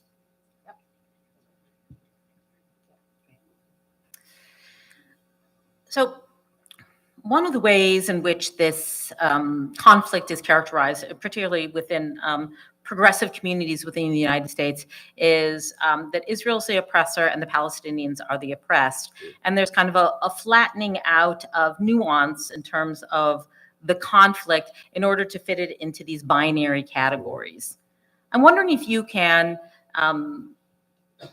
help us to flesh that out in a way that would be a less binary and a more nuanced way, instead of what we often see here in the United States. Yeah. Look, I'm a big believer in the contingencies of history. Like, it's, in some sense, our only hope, the radical contingency of history. Like, we can't know what will be tomorrow. And I would say, any reasonable appreciation of historical contingency will note that the power dynamics have changed over the course of the 140 years of this relationship and conflict. I think we can say that since 1967, the power dynamics have been quite clear, quite pronounced. The occupation has been an enormously significant obstacle to any meaningful movement. But as we saw on October 7th, Palestinians are not devoid of agency either. I think we have to be mindful of power asymmetries. For me, what that means is, although it's sort of cutting against self-interest in the nature of history, the more powerful party has the responsibility to create the conditions in which its potential partner can actually do what's necessary. And that means creating the political conditions in which Palestinians can actually find leaders and generate the kind of support for some alternative to ongoing conflict. That, for me, is in the kind of oscillations, the pendulous swings of history, now Israel's responsibility, even after October 7th. That doesn't mean that Palestinians are altogether lacking in the ability to change dynamics. But I think we have to be mindful of that very important power asymmetry. I want to just say one other thing very briefly relating to the oppressor versus oppressed. If this is just insider baseball, I'll shut up. But one of the claims often made related to that Israel is an oppressor is that it is a settler colonial project. And settler colonialism is different than more traditional forms of colonialism, whose ambition or goal is to make your way to the colonies, to extract resources and bring them back to the homeland. Settler colonialism is not a colonialism of extraction. Settler colonialism is about a group of people arriving on what would appear to be foreign soil and to attempt to eliminate, either forcibly or through assimilation, the native population. Now, there's a good deal of truth that Israel is a settler colonial project. Israel, the Zionist movement, very much imagined itself as engaged in a project of colonization. There was a Jewish Colonization Association that took rise to help facilitate the purchase of land. Certainly after 1967, what we see in the West Bank, I think, is a settler colonial project, too cool. What I would say, and this I think is important to our understanding of your original question, Andrea, Zionism is also an ideology of survival and escape. For many who made their way, Jews who made their way to Palestine and then the state of Israel, they did so not because they were particularly committed to Zionism, but because it was their only path to survival. And that, I think, is lost.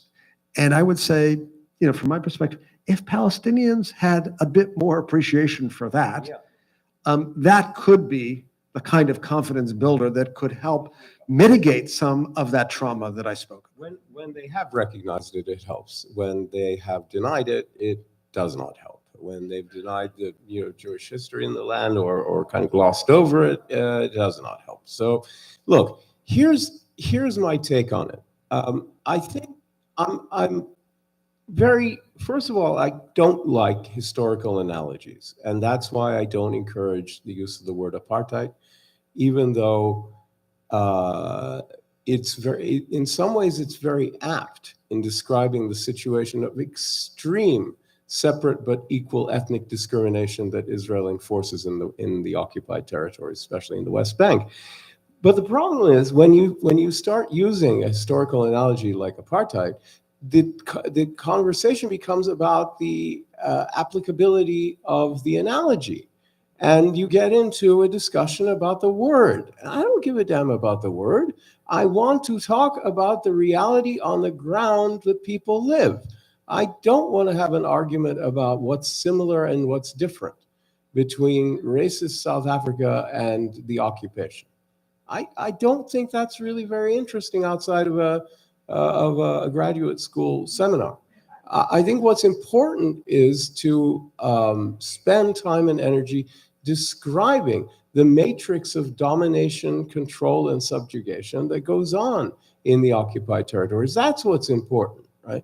And then when you come to ideological frameworks that are broader, like settler colonialism or oppressed and oppressor and things like that, I think it's useful. They've got limited uses. They can bring one to flashes of insight.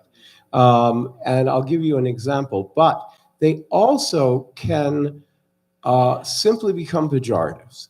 At a time when colonization was generally perceived in the West and in global opinion that registered at the time as a good thing, as a brave, pioneering, creative act, the Zionist movement was happy to market itself as a colonial project and even a settlement project and all of that. And it's all over the basic documents of the Zionist movement, beginning with Herzl's books and going right through until the formation of the Israeli state. But when the era of decolonization takes hold by the early 60s at the latest, it becomes something that nobody wants to be associated with. And so you get this fervent denial that there's anything to do with settlement and colonialism and all of that. So it becomes a game. It becomes a linguistic game, a marketing game. It's not interesting either. I think it can blind people because these ideological buzzwords are stacked, so that if you do apply the term settler colonial to Israel or even the occupation, it can, under wrong circumstances, it can stack the deck of the conversation. So now we're not going to discuss the evils of Israel and its policies. We're going to discuss how evil it is and in what way it's evil and all of that. But, so I think that's not helpful. But I would argue that there are times when analogies can really be very useful. And I think one which is almost unavoidable in the context of the occupation, especially in the West Bank, is an analogy of prisoners and prison guards. Because if you don't recognize that people are in their positions structurally, you end up defining what they do to each other, their interactions, in terms of culture and individual proclivities. My point, though, is it's not true that your ordinary Israeli reservist wakes up in the morning saying, God, I can't wait to go out and get into a checkpoint and beat up some Palestinian grandfather in front of his and refuse to let an ambulance go through and then get in a night raid and just trash up a village. I can't wait to do that. That's very few people do that. And I think very few Palestinians feel, wake up in the morning and say, I can't wait to go and blow myself up in a pizzeria. There are people like that, but it's really unusual. What you end up with is a situation where structurally, Israeli soldiers in the occupied territories have a mission to control millions of Palestinians. And you can only do that through force and uncompromising force, much like a prison guard is forced to use. And then people start thinking of themselves in that way.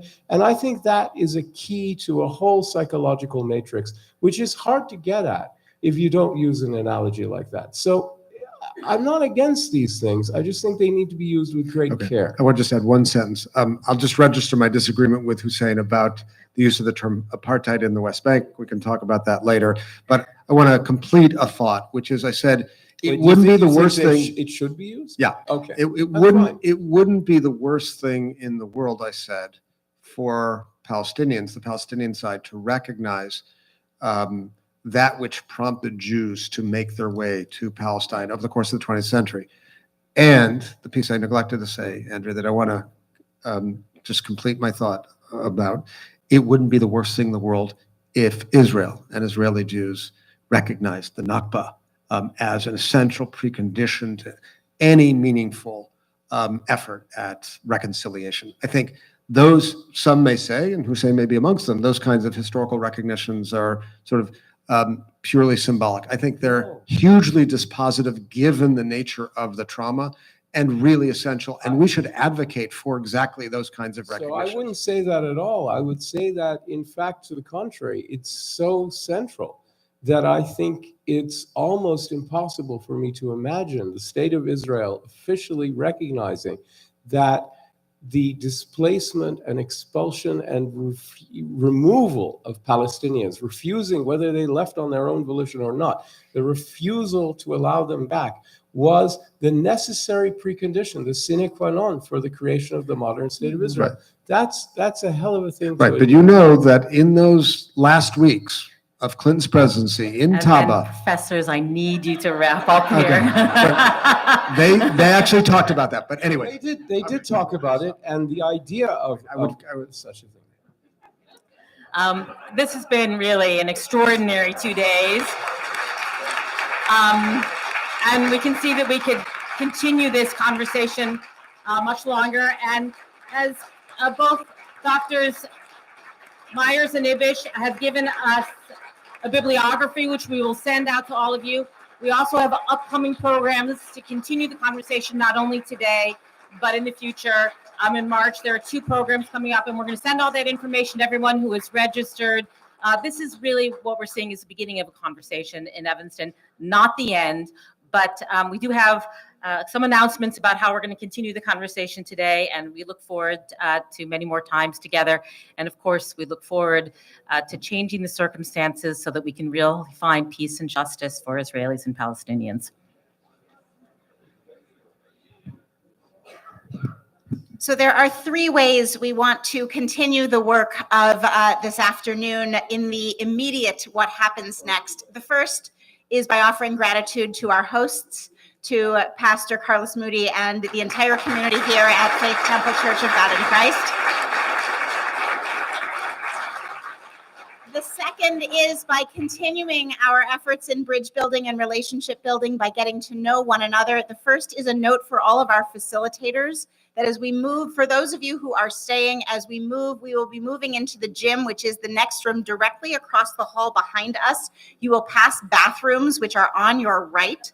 As you keep going, also very important part of, relationship building and bridge building to our bodies.